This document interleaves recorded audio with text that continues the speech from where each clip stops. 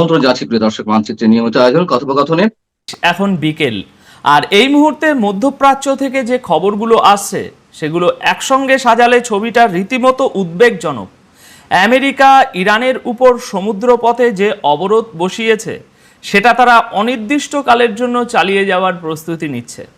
একই সঙ্গে মধ্যপ্রাচ্যে আমেরিকা প্রথমবারের মতো একটি আক্রমণাত্মক ড্রোন ফোর্স তৈরি করেছে, আর তার পাশাপাশি আরও একটি মার্কিন এয়ারক্রাফট ক্যারিয়ার এই অঞ্চলের দিকে রওনা হয়ে গেছে।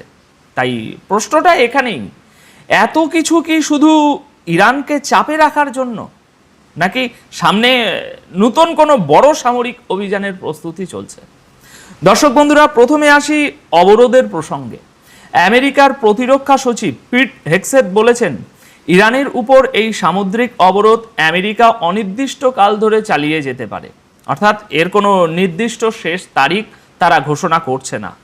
এর পাশাপাশি আমেরিকার ভাইস প্রেসিডেন্ট জেডি ভ্যান্স ইরানের বিরুদ্ধে এই যুদ্ধে আমেরিকার দুটি বড় উদ্দেশ্যের কথা তিনি আজ বলেছেন। প্রথম উদ্দেশ্য, উপসাগরীয় দেশগুলোর মাধ্যমে তেলের সরবরাহ আবার চালু করে আমেরিকার সাধারণ মানুষের জন্য জ্বালানির দাম স্থিতিশীল রাখা। আর দ্বিতীয় উদ্দেশ্য, ইরানকে পরমাণু অস্ত্র হাতে পাওয়া থেকে আটকানো। মানে প্রথম উদ্দেশ্যটাই আসলে অনেক কিছু বলে দিচ্ছে। হরমুজ প্রণালীতে ইরানের তৎপরতার ধাক্কা এখন আমেরিকার সাধারণ মানুষের পকেটেও লাগতে শুরু করেছে। তেল গ্যাসের দাম নিয়ে চাপ তৈরি না হলে জ্বালানির দাম স্থিতিশীল রাখার কথা এভাবে সরাসরি বলার দরকার পড়তো না। আর ঠিক এই জায়গাতেই ইরান পাল্টা অবস্থান নিচ্ছে। আমেরিকার দাবি, হরমুজ প্রণালীতে জাহাজ চলাচল স্বাভাবিকভাবেই চলছে। ইরানের সামরিক বাহিনী সেই দাবি সরাসরি খারিজ করে দিয়েছে। ইরানের বক্তব্য, তাদের অনুমতি ছাড়া কোনো জাহাজ হরমুজ দিয়ে যাচ্ছে না। অর্থাৎ একই প্রণালী নিয়ে দুই পক্ষের বক্তব্য পুরোপুরি উল্টো। কে কতটা সত্য বলছে সেটা এই মুহূর্তে স্বাধীনভাবে যাচাই করা কঠিন, কিন্তু এটা পরিষ্কার যে হরমুজকে ঘিরেই এখন গোটা লড়াইয়ের কেন্দ্রবিন্দু তৈরি হয়েছে। এবার আসা যাক অর্থনৈতিক চাপের দিকে। খুব গুরুত্বপূর্ণ খবর এটা। আমেরিকার ট্রেজারি সেক্রেটারি অর্থাৎ সে দেশের অর্থমন্ত্রী স্কট বেসেন্ট বলেছেন, ইরানের উপর এখনো পর্যন্ত সবচেয়ে বড় অর্থনৈতিক চাপ তৈরি করা হবে। তার বক্তব্য অনুযায়ী আমেরিকা ইরানের উপর এমন অর্থনৈতিক বিচ্ছিন্নকরণের ব্যবস্থা নেবে, ইরানকে এমনভাবে একঘরে করবে এবং এমন নিষেধাজ্ঞা বসাবে যা আগে কোনো দেশের উপর বসানো হয়নি। কথাটা ছোট কিন্তু ইঙ্গিতটা বড়। মানে হলো, সামরিক চাপের পাশাপাশি ইরানের অর্থনীতির শ্বাসরোধ করার প্রস্তুতিও চলছে। এবার আসি ইরাকের খবরে। ইরাকের কুর্দিস্তান অঞ্চলের এরবিলে আবারও ড্রোন হামলা হয়েছে। প্রতিবেদন অনুযায়ী রাতের বেলা ইরানের দিক থেকে এরবিলে বেশ কয়েকটি ড্রোন ছোড়া হয়, যেগুলোকে আকাশ প্রতিরক্ষা ব্যবস্থা মাঝপথেই আটকে দেয় বলে জানানো হয়েছে প্রতিবেদনে। আটকে দেওয়া ড্রোনগুলোর ধ্বংসাবশেষ গিয়ে পড়ে ওই এরবিল আন্তর্জাতিক বিমানবন্দরের কাছেই একটা আবাসিক এলাকায়। তবে এতে কারো আহত বা হতাহতের কোনো খবর এখনো পর্যন্ত পাওয়া যায়নি। কিছু প্রতিবেদনে দাবি করা হয়েছে যে এই ড্রোনগুলোর আসল লক্ষ্য ছিল এরবিলের একটি হোটেলে। বলা হচ্ছে সেখানে মার্কিন সেনাদের উপস্থিতি ছিল। এখন এখানে একটা প্রশ্ন অনেকের মনেই আসে, ইরান হোটেলে হামলা করলো কেন? দেখুন, এর পিছনে যে ব্যাখ্যাটা সামনে এসেছে তা হলো, অনেক মার্কিন সেনা নাকি নিজেদের ঘাঁটি ছেড়ে হোটেলে ঘর নিয়ে থাকছিলেন নিরাপত্তার কারণে। এটা দাবি হিসাবেই বলা হয়েছে, প্রমাণিত তথ্য হিসাবে নয়। মনে করে দেখুন, এর আগেও ওমানেও একটি হোটেলে হামলা হয়েছিল। সেই সূত্র ধরেই এই ব্যাখ্যাটা আসছে। এবার আসা যাক আজকের সবচেয়ে গুরুত্বপূর্ণ খবরে। আমেরিকা মধ্যপ্রাচ্যে এমন একটি ড্রোন ফোর্স তৈরি করেছে যার কাজ শুধু শত্রুর ড্রোন আটকানো নয়, এই বাহিনীর কাজ নিজেদের আক্রমণাত্মক ড্রোন দিয়ে শত্রুর লক্ষ্যবস্তুতে সরাসরি হামলা চালানো। এর নাম দেওয়া হয়েছে টাস্ক ফোর্স ফ্যালকন স্ট্রাইক। আর সবচেয়ে বড় কথা, আমেরিকা এই বাহিনী একা তৈরি করেনি, এতে আমেরিকার আঞ্চলিক অংশীদার দেশগুলোরও সেনা যুক্ত থাকবে। একাধিক দেশকে নিয়ে এমন আক্রমণাত্মক ড্রোন বাহিনী এই প্রথম তৈরি হলো মধ্যপ্রাচ্যে। এই বাহিনীতে ব্যবহার হবে ওয়ান ওয়ে অ্যাটাক ড্রোন, মানে সহজ ভাষায় বললে আত্মঘাতী ড্রোন। এই ড্রোনগুলো একবার উড়ে যায়, লক্ষ্যবস্তুতে গিয়ে আঘাত করে, তারপর আর সেখান থেকে ফিরে আসে না। মজার ব্যাপার হলো ঠিক এই ধরনের ড্রোনই কিন্তু ইরানের ভান্ডারে প্রচুর প্রচুর পরিমাণে জমা রয়েছে। আরও একটা বিষয় খেয়াল করার মতো এখানে, সেন্টকম তথ্য অনুযায়ী এই বাহিনীতে শুধু আকাশ থেকে হামলা চালানো ড্রোন থাকবে না, সমুদ্রের উপরিভাগ থেকে এবং সমুদ্রের নিচ থেকে চালানো যায় এমন চালকবিহীন আক্রমণাত্মক ব্যবস্থাও এর অন্তর্ভুক্ত থাকবে। অর্থাৎ আমেরিকা এমন একটি বাহিনী তৈরি করছে যা একসঙ্গে 3টি ভিন্ন জায়গা থেকে শত্রুর সামরিক ও গুরুত্বপূর্ণ লক্ষ্যবস্তুতে আঘাত আনতে পারবে। এটা যে ইরানকে মাথায় রেখেই তার আজ পাওয়া যায় আগের অভিজ্ঞতা থেকে। এবার পার্থক্য শুধু এটুকু যে এবার আমেরিকা একা নয়, একাধিক দেশ একই ড্রোন কাঠামোর ভিতরে কাজ করবে। এখান থেকে একটা বড় শিক্ষা পরিষ্কার হয়ে যায়, ভবিষ্যতের যুদ্ধ আসলে ড্রোনের যুদ্ধ। যুদ্ধবিমান অত্যন্ত ব্যয়বহুল, একটা পড়ে গেলে বিশাল ক্ষতি, কিন্তু ড্রোনে পাইলট হারানোর ঝুঁকি নেই, খরচও তুলনায় অনেক কম। ড্রোন যুদ্ধের চেহারাটাই বদলে দিয়েছে, ক্ষতির পরিমাণ বাড়িয়ে দিয়েছে আর লড়াইয়ের গতি পাল্টে দিয়েছে।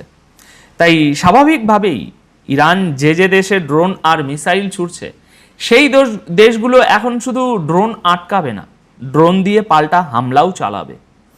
এবার আসি মার্কিন নৌবহরের প্রসঙ্গে, এটাও খুবই গুরুত্বপূর্ণ লেটেস্ট আপডেট। মধ্যপ্রাচ্যে আমেরিকার সামরিক জমায়েত আবার বাড়ছে। মার্কিন aircraft carrier USS George Washington এখন মধ্যপ্রাচ্যের জলসীমার দিকে এগোচ্ছে।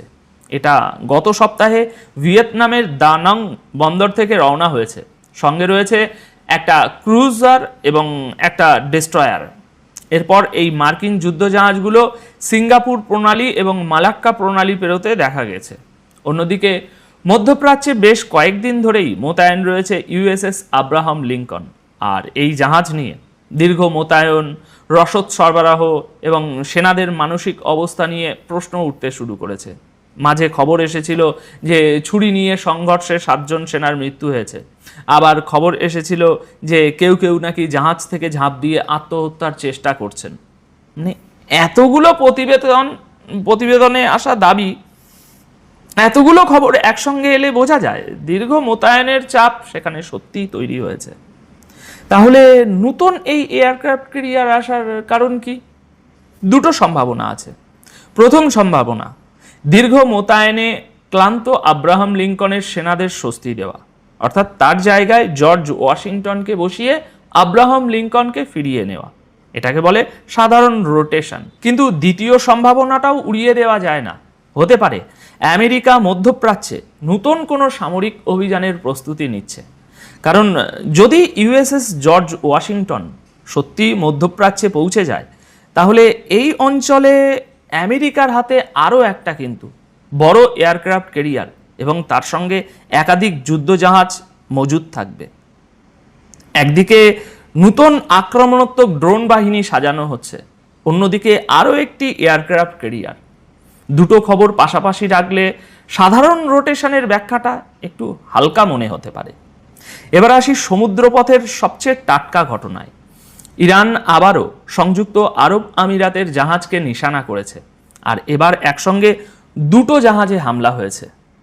বৃহস্পতিবার গভীর রাতে আমিরাতের সরকারি তেল সংস্থা এডানক জানিয়েছে তাদের 2টি জাহাজ হরমুজ প্রণালী দিয়ে যাচ্ছিল, আর তখনই সেগুলোকে নিশানা করা হয়। এই হামলায় কারো আহত হওয়ার খবর নেই। খবরটি সামনে এসেছে আজ 14ই আগস্টের একেবারে সকালে। আমিরাতের পররাষ্ট্র মন্ত্রণালয় এই হামলাকে ইরানের বৈরী হামলা বলে বর্ণনা করেছে। তাদের অভিযোগ, ইরানের আইআরজিসি বাণিজ্যিক জাহাজ চলাচলকে নিশানা করছে এবং হরমুজ প্রণালীকে অর্থনৈতিক চাপ তৈরির একটা অস্ত্র হিসাবে ব্যবহার করছে তারা। আর এটা 1 সপ্তাহেরও কম সময়ে এডানগের সঙ্গে যুক্ত জাহাজের উপর দ্বিতীয় হামলা। তবে এই সর্বশেষ হামলায় 2টি জাহাজের কতটা ক্ষতি হয়েছে, সেগুলোতে কি পণ্য বোঝাই ছিল, আর কোন অস্ত্র দিয়ে হামলা হয়েছে, তার বিস্তারিত এখনো কোনো তথ্য সামনে আসেনি। হামলা হয়েছে এটুকু জানা গিয়েছে। মধ্যপ্রাচ্যের বাইরের মধ্যপ্রাচ্যের বাইরের কয়েকটি খবরও এখানে গুরুত্বপূর্ণ। আমেরিকার প্রেসিডেন্ট ডোনাল্ড ট্রাম্পের জামাতা এবং মধ্যপ্রাচ্যের বিষয়ক দূত জ্যারেড কুশনার আগামী সপ্তাহে ইসরায়েল ও মিশর সফরে যাচ্ছেন।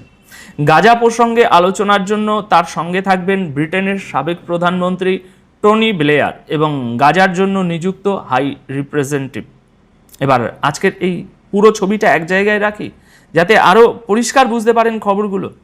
একদিকে আমেরিকা ইরানের উপর অনির্দিষ্টকালের সামুদ্রিক অবরোধ আর নজিরবিহীন অর্থনৈতিক নিষেধাজ্ঞার প্রস্তুতি নিচ্ছে, অন্যদিকে ইরান দাবি করছে তাদের অনুমতি ছাড়া হরমুজ দিয়ে কোনো জাহাজ যাচ্ছে না, আর আমিরাতের জাহাজে এরকম একের পর এক হামলার অভিযোগ উঠছে, থামছে না। এর মাঝখানেই আমেরিকা একাধিক দেশকে নিয়ে নূতন আক্রমণাত্মক ড্রোন বাহিনী গড়ছে এবং আরও একটি এয়ারক্রাফট ক্যারিয়ার এই অঞ্চলে। দর্শক আসসালামু আলাইকুম, আপনাদের সবাইকে স্বাগত জানাচ্ছি এখনকার আলোচনায়। আপনাদের সঙ্গে আছি আমি সিরাজুল ইসলাম। দর্শক, আজ পবিত্র শুক্রবার, জুমার দিন। আপনাদের সবাইকে জুমা মুবারক। দর্শক, অনেকগুলো গুরুত্বপূর্ণ খবর আছে। সবচেয়ে গুরুত্বপূর্ণ খবর হচ্ছে ইরানের সর্বোচ্চ নেতা নতুন করে যুদ্ধের নির্দেশ দিয়েছেন। তিনি বলেছেন যদি ইরানের প্রয়োজন পূরণ না হয় তাহলে আবার মার্কিন বাহিনীর বিরুদ্ধে অভিযান শুরু করতে হবে। এবং এরই মধ্যে ইরাকের এরবিলের একটি হোটেলে অবস্থানরত মার্কিন সেনাদের উপর ইরান হামলা চালিয়েছে। এদিকে ইরানের সর্বোচ্চ নেতার একজন উপদেষ্টা তিনি বলেছেন সর্বোচ্চ নেতা আমেরিকার বিরুদ্ধে যে অভিযান শুরুর নির্দেশ দিয়েছেন, ইরান এইভাবে অভিযান শুরু করলে বিশ্বের সামরিক শক্তির সমীকরণ বদলে যাবে। আসলে মধ্যপ্রাচ্যে কি হতে যাচ্ছে? তবে ইরানের পক্ষ থেকে মার্কিন বাহিনীর কোথায় কোথায় হামলা চালানো হবে তার একটা মোটামুটি টার্গেটের দিক নির্দেশনা দেয়া হয়েছে। প্রধান টার্গেটের একটা বিষয় হবে মার্কিন যুদ্ধ জাহাজ। এদিকে মার্কিন ভাইস প্রেসিডেন্ট জেডি ভ্যান্স বলেছেন এই মুহূর্তে ইরানের পরমাণু কর্মসূচির চেয়ে বেশি গুরুত্ব দিচ্ছে মার্কিন প্রশাসন তেলের দাম কমানোকে। অর্থাৎ তাদের বক্তব্য এই মুহূর্তে ইরানের পরমাণু কর্মসূচি না, ইরান পরমাণু বোমা বানালো কিনা সেটা পরের ব্যাপার, আগে তেলের দাম কমানো। পরিস্থিতি কোথায়? আমেরিকা মারাত্মক গ্যাড়াকলে পড়ে গেছে। এদিকে আরেকটি ভিন্ন ধর্মী খবর আছে। তুরস্কের মাধ্যমে ইরান সিরিয়ার কাছে বার্তা পাঠিয়েছে সিরিয়ার সামরিক বাহিনী যদি লেবাননের প্রতিরোধকামী সংগঠন হিজবুল্লাহর বিরুদ্ধে কোনো হামলা চালায় তাহলে সিরিয়ার প্রেসিডেন্টের প্রাসাদ সহ শত শত লক্ষ্যবস্তুতে ড্রোন এবং ক্ষেপণাস্ত্র হামলা চালাবে ইরান। এই বার্তার পর কি ঘটেছে আরেকটি খবর আমি আপনাদেরকে একটু জানিয়ে বিস্তারিত আলোচনায় চলে যাব। সেটি হচ্ছে সৌদি আরবের তাবুক অঞ্চলে কিং ফয়সাল এয়ারবেজ, সৌদি আরবের একটি বিমান ঘাঁটি আছে। সেই বিমান ঘাঁটিতে তুরস্ক F-16 বিমান মোতায়েনের প্রস্তুতি নিচ্ছে। এই ঘাঁটিটি ইসরায়েল সীমান্ত থেকে 200 কিলোমিটার দূরে। এদিকে আরেকটি গুরুত্বপূর্ণ খবর আছে। ইয়েমেনের হুতি সমর্থিত সামরিক বাহিনী সেখানকার কৌশলগত দিক দিয়ে অত্যন্ত গুরুত্বপূর্ণ বন্দর নগরী মোখা, এই মোখা শহরকে টার্গেট করে অভিযান শুরু করেছে। এই অভিযানের মূল লক্ষ্য হচ্ছে সৌদি সমর্থিত ইয়েমেনি বাহিনীকে বহিষ্কার করা। এপাশে হরমুজ প্রণালীতে কিন্তু সেই অচল অবস্থা একই অবস্থায় আছে। সুপ্রিয় দর্শক, এই বিষয়গুলো নিয়ে এখন আমি বিস্তারিত আলোচনা করব। আশা করি ভালো লাগবে আপনাদের। আর যদি ভিডিও ভালো লাগে, আলোচনা ভালো লাগে, তাহলে লাইক কমেন্ট শেয়ার করবেন এবং চ্যানেলটি সাবস্ক্রাইব করে সাথেই থাকবেন। দর্শক, চলুন আমরা বিস্তারিত আলোচনা করি। প্রথমেই যে আলোচনা করব সেটি হচ্ছে ইরানের সর্বোচ্চ নেতা সাইয়েদ মুজতবা খামেনি। তিনি বলেছেন, তিনি নির্দেশ দিয়েছেন যে ইরানের যদি প্রয়োজনটা ঠিক না পূরণ হয়ে থাকে, যে মাত্রায় মার্কিন বাহিনীকে দুর্বল করা দরকার বা তাদের বিরুদ্ধে যে মাত্রায় অভিযান পরিচালনা করা দরকার, সেই ডিমান্ড যদি ফুলফিল না হয় তাহলে নতুন করে মার্কিন বাহিনীর বিরুদ্ধে অভিযান চালাতে হবে। এটা তার পক্ষ থেকে একটা অর্ডার, নির্দেশ। এই নির্দেশনার মানে কিন্তু অ্যাকচুয়ালি আমেরিকার বিরুদ্ধে যুদ্ধ শুরু হয়ে যাওয়া। আমার মনে হচ্ছে ইরান আমেরিকার বিরুদ্ধে পূর্ণাঙ্গ যুদ্ধ শুরু করতে পারে। কারণ হচ্ছে ইরান যে দাবিগুলো করেছে তার ভিতরে একটা দাবি, ইরানের আশপাশ থেকে মার্কিন নৌবাহিনী, নৌ ব্লকেড এবং বিমান বাহিনী প্রত্যাহার করতে হবে। আমেরিকা তা করেনি, বরং এই বিমান বাহিনী এবং এই নৌবাহিনী থেকে ইরানের উপর হামলা চালানো হয়েছে। সর্বোচ্চ নেতা যে নির্দেশনা দিয়েছেন সেই নির্দেশনার লক্ষ্য হচ্ছে, তিনি বলেও দিয়েছেন যে মার্কিন অর্থনৈতিক স্থাপনা এবং প্রধান লক্ষ্য হবে মার্কিন নৌবাহিনীর যুদ্ধ জাহাজ। বাস্তব কথা হচ্ছে, এতদিন যে যুদ্ধ হয়েছে ইরানের সাথে আমেরিকার বা আমেরিকার সাথে ইরানের, ইরান কিন্তু সেই যুদ্ধে মার্কিন জাহাজকে লক্ষ্য করে হামলা কিন্তু তেমন চালায়নি। তাদের মূল লক্ষ্য ছিল ইরাক থেকে শুরু করে ওমান পর্যন্ত এবং ওই পাশে জর্দান পর্যন্ত যত দেশ আছে তার ঘাঁটিগুলো ধ্বংস করা। এখন নতুন করে টার্গেট ঠিক করা হলো মার্কিন যুদ্ধজাহাজ এবং মধ্যপ্রাচ্য অঞ্চলে আমেরিকার যে সমস্ত অর্থনৈতিক প্রতিষ্ঠান আছে, সংস্থা আছে, স্থাপনা আছে, এগুলোতে হামলা চালাতে হবে। এবং আমরা এই সর্বোচ্চ নেতার পক্ষ থেকে এই নির্দেশনা প্রকাশের পরপরই দেখতে পাচ্ছি ইরাকের উত্তর অঞ্চলে যে কুর্দিস্তান, সেই কুর্দিস্তানের একটি অঞ্চলের নাম হচ্ছে ইরবিল। এই ইরবিলের একটি হোটেলে মার্কিন সেনারা অবস্থান করছিল। এই তথ্য পাওয়ার পরে সেখানে হামলা চালিয়েছে ইরান। ক্ষয়ক্ষতি কি হয়েছে এখনো পুরোপুরি জানা যায়নি, কিন্তু সেখানে ইরান হামলা চালিয়েছে। এদিকে ইরানের সর্বোচ্চ নেতা যে নির্দেশনা দিয়েছেন নতুন করে মার্কিন বাহিনীর বিরুদ্ধে আক্রমণাত্মক অভিযানের, আমরা গত 2-3 দিন ধরে কিন্তু বলে আসছিলাম।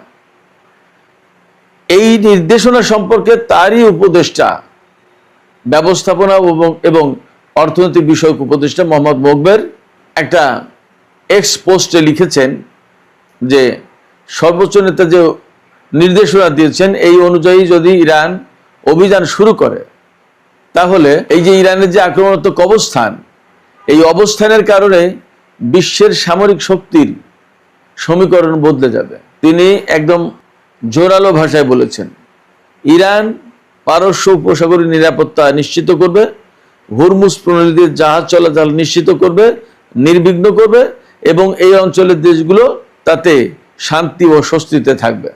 তিনি বলেছেন, হরমুজ প্রণালীর যে ব্যবস্থাপনা ইরান করতে যাচ্ছে, এই ব্যবস্থাপনার কারণে আঞ্চলিক দেশগুলোর উন্নতি, অগ্রগতি এবং স্বস্তি নিশ্চিত হবে। এদিকে ইরানের অবস্থা যখন এই, অর্থাৎ যথেষ্ট আক্রমণাত্মক অবস্থানে যাচ্ছে এবং এর মধ্যে আমরা দেখলাম যে ইরাকের এরবিলে মার্কিন অবস্থানে হামলা চালিয়েছে ইরান। এই সময় মার্কিন ভাইস প্রেসিডেন্ট জেডি ভ্যান্স বলছেন যে তাদের কাছে এই মুহূর্তেই ইরানের পরমাণু কর্মসূচির চেয়ে বেশি গুরুত্ব পাচ্ছে তেল এবং গ্যাসের দাম কমানো। তিনি বলছেন যে সমস্ত আমেরিকায় তেল এবং গ্যাসের দাম কমাতে পারাটাই এই মুহূর্তে আমাদের প্রধান লক্ষ্য। পরমাণু কর্মসূচি পরে, ইরানকে পরমাণু বোমা বানাতে দেওয়া হবে না, এই প্ল্যানটা আমাদের এখন সেকেন্ড। ফার্স্ট প্রায়োরিটি হচ্ছে তেলের দাম, গ্যাসের দাম কমানো। তার মানে ইরান খুব ভালো মতোই চেপে ধরেছে বোঝা যাচ্ছে। অর্থাৎ হরমুজ প্রণালী এবং বাব-আল মানদেব প্রণালী বন্ধ করে দেওয়ার পর আমেরিকার অবস্থা যথেষ্ট কঠিন হয়ে দাঁড়িয়েছে। ডোনাল্ড ট্রাম্প যে কথা বলেছিলেন সেই কথা যদি সত্য হয়, তাহলে আমেরিকার জ্বালানি রিজার্ভ একেবারে তলানিতে এসে ঠেকেছে এবং চলতে পারবে। হয়তো তাকে এখন কৌশলগত যে জ্বালানি রিজার্ভ আছে সেখান থেকে তুলতে হবে, কিন্তু সেটা কতটা সেটা একটা প্রশ্ন। সুপ্রিয় দর্শক, এপাশে ইরানের আরেকটি গুরুত্বপূর্ণ খবর আছে। খুব সম্প্রতি সিরিয়া লেবাননের হিজবুল্লাহর বিরুদ্ধে অভিযান চালাতে চেয়েছিল, সেরকম একটা প্রস্তুতি নিচ্ছিল এবং এই ব্যাপারে মার্কিন প্রেসিডেন্টের পক্ষ থেকে একটা চাপ ছিল। ডোনাল্ড ট্রাম্প বারবার বলছিলেন যে লেবাননে ইসরায়েল যুক্ত না হয়ে এই কাজটা সিরিয়ার সরকার করতে পারে এবং সিরিয়ার সরকারকে উস্কানি এবং চাপ সবই দেয়া হচ্ছিল। সিরিয়ার সরকার সেইভাবে প্রস্তুতিও নিচ্ছিল, কিন্তু ইরানের পক্ষ থেকে তুরস্কের মাধ্যমে সিরিয়ার আহমেদ আল সারা বা জোরানি সরকারকে মেসেজ দেওয়া হয়েছে যে যদি সিরিয়ার বাহিনী লেবাননে হিজবুল্লাহর বিরুদ্ধে কোনো অভিযান চালায়, তাহলে সিরিয়ার প্রেসিডেন্টের প্রাসাদ সহ শত শত লক্ষ্যবস্তুকে একেবারে ধ্বংস করে দেওয়া হবে ব্যালিস্টিক ক্ষেপণাস্ত্র এবং ড্রোন মেরে। এই বার্তা তুরস্কের মাধ্যমে সিরিয়াকে দেওয়ার পর সিরিয়া কিন্তু আর লেবাননে অভিযান চালায়নি। তার মানে ইরানের এই ক্ষেপণাস্ত্র এবং ড্রোন শক্তির ভয় সিরিয়া ভালোই পেয়েছে, এবং ইরানের এই সামরিক শক্ত অবস্থান সিরিয়াকে নতুন করে ভাবতে বাধ্য করেছে। মার্কিন সমর্থন থাকার পরেও তারা এই কাজটা করতে দেয় না। হয়তো তুরস্ক তাকে সেইভাবেই বলেছে, হয়তো বলেছে যে ইরানের সাথে বাড়াবাড়ি করতে যেও না, বাড়াবাড়ি করতে গিয়ে আমেরিকা এবং ইসরায়েলের কি পরিস্থিতি তা তো দেখছই। আমেরিকা কিন্তু মধ্যপ্রাচ্যের কোনো দেশের ঘাঁটি কোনো কিছুকে নিরাপত্তা দিতে পারছে না। হয়তো তুরস্কের এই বুদ্ধি পরামর্শের কারণে জোলানি সরকার থেমেছেন। একটি পরিসংখ্যান দেখলাম, পরিসংখ্যানটা চমৎকার। ইরান এবং আমেরিকার মধ্যে যে যুদ্ধ হয়েছে, সেই যুদ্ধে আমেরিকার MQ-9 রিপার যে ড্রোন, এই ড্রোনের টোটাল যে মজুদ ছিল তার 25% শেষ এই যুদ্ধে। অর্থাৎ ড্রোন ইরানের আকাশে পাঠালে সেটা একেবারে ধ্বংস করে দিয়েছে, সাথে সাথে ইরান কোনো রক্ষে নেই। ইসরায়েলেরও প্রচুর পরিমাণে ড্রোন ইরানের আকাশ থেকে ধ্বংস হয়েছে, আর আমেরিকার অনেকগুলো বিমান তো গেছে, সেটা তো সবাই জানেন কম বেশি। এদিকে ইসরায়েলের গোয়েন্দা সংস্থা এবং সামরিক বাহিনী খুব অবাক হয়েছে। কেন অবাক হয়েছে? এই যে যুদ্ধটা, এই যুদ্ধের পরে ইরান তাদের অস্ত্র এবং ক্ষেপণাস্ত্র এবং ড্রোন যে এত পরিমাণে উৎপাদন করেছে, ইসরায়েলের সামরিক বাহিনীর কাছে খবর আছে যে ইরানের আগে যে পরিমাণ অস্ত্র ছিল প্রায় সেই জায়গায় পৌঁছে গেছে, প্রায় সেই জায়গায়। আর 2027 সালের ভিতরে ইরানের হাতে ব্যালিস্টিক ক্ষেপণাস্ত্রের পরিমাণ কত হবে জানেন?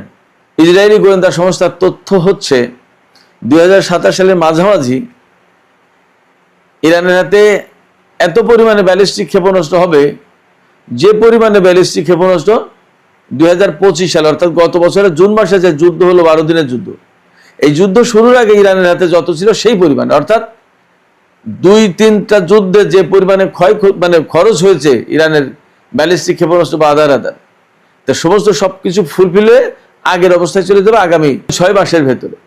চিন্তা করেন ইরান কি পরিমাণে অস্ত্র এবং সামরিক সক্ষমতা অর্জন করেছে। সুপ্রিয় দর্শক, বাবার মানদেব প্রণালী লোহিত সাগরের দিকে কিন্তু খুব একটা শান্ত নেই, এদিকেও যুদ্ধ পরিস্থিতি যথেষ্ট নাজুক। ইয়েমেনের একটা বন্দর নগরীর নাম হচ্ছে বোখা, লোহিত সাগরের তীরে এই বন্দর নগরী অবস্থিত। এই বন্দর নগরীতে সৌদি সমর্থিত বাহিনীর একটা ভালো অবস্থান আছে। এই বাহিনীকে এই শহর থেকে বের করে বহিষ্কার করার জন্য ইয়েমেনের হুতি সমর্থিত সামরিক বাহিনী অভিযান শুরু করেছে, এমন খবর দেখা যাচ্ছে। এই অভিযানের লক্ষ্য হচ্ছে যে সৌদি আরব সমর্থন দেয় যেটা ইয়েমেনের কথিত আন্তর্জাতিক স্বীকৃত সরকারের সামরিক বাহিনী, সেই সামরিক বাহিনীকে বহিষ্কার করবে এখান থেকে। তার মানে বড় রকমের অভিযান শুরু হয়েছে, এবং এরই মধ্যে খবর পাওয়া গেছে যে এই শহর মুক্ত করার পথে বেশ কয়েকটা গুরুত্বপূর্ণ পয়েন্ট এবং গুরুত্বপূর্ণ জায়গা অবমুক্ত করেছে হুতি বাহিনী। তার মানে হুতিরা যা করছে, যা দেখা যাচ্ছে, বোঝা যাচ্ছে যে সৌদি আরব যে 15 জাতির জোট গঠন করলো, সেই জোট গঠন হয়ে কার্যকর হওয়ার আগে হুতিরা একটা শক্ত অবস্থানে চলে যাবে, কৌশলগত গুরুত্বপূর্ণ অবস্থানগুলো তাদের নিয়ন্ত্রণে নেবে। এরপরে যদি সৌদি আরব 15 জাতির যে জোট, সেই জোটের আওতায় যদি যুদ্ধ শুরু করে, তাহলে বোঝাপড়াটা ভিন্ন কায়দায় হবে। দেখা যাক কি দিয়ে কি হয়, কি পরিস্থিতি হয়, আমরা অপেক্ষা করি। সুপ্রিয় দর্শক, এখনকার আলোচনা এখানে শেষ করতে চাইছি। আলোচনা শেষের আগে আপনাদের মতামত জানতে চাই যে এই যে ইরানের সর্বোচ্চ নেতা নির্দেশনা দিলেন ইরানি বাহিনীকে যে ইরানের প্রয়োজন যদি পূরণ না হয়ে থাকে তাহলে মার্কিন বাহিনীর বিরুদ্ধে অভিযান শুরু করতে হবে, এবং এরই মধ্যে আমরা দেখতে পেলাম ইরাকের কুর্দিস্তান অঞ্চলে ইরান মার্কিন সামরিক অবস্থান লক্ষ্য করে হামলা চালিয়েছে। তাতে কি আপনাদের মনে হচ্ছে খুব শিগগিরই ইরান আমেরিকার বিরুদ্ধে বড় ধরনের কোনো অভিযান শুরু করতে যাচ্ছে? ইরানের পক্ষ থেকে কিন্তু গুরুত্বপূর্ণ লক্ষ্যবস্তু হিসেবে মার্কিন যুদ্ধ জাহাজকে ঠিক করা হয়েছে, অর্থাৎ মার্কিন যুদ্ধ জাহাজ লক্ষ্য করে এবার ইরান হামলা চালানোর পরিকল্পনা নিয়েছে। তাহলে কি যুদ্ধ ভয়ঙ্কর রূপ নেবে, নাকি আমেরিকা পরিস্থিতি বুঝে চুপ করে নীরবে সরে পড়বে? আপনাদের কি মনে হয়? আপনাদের মতামত জানিয়ে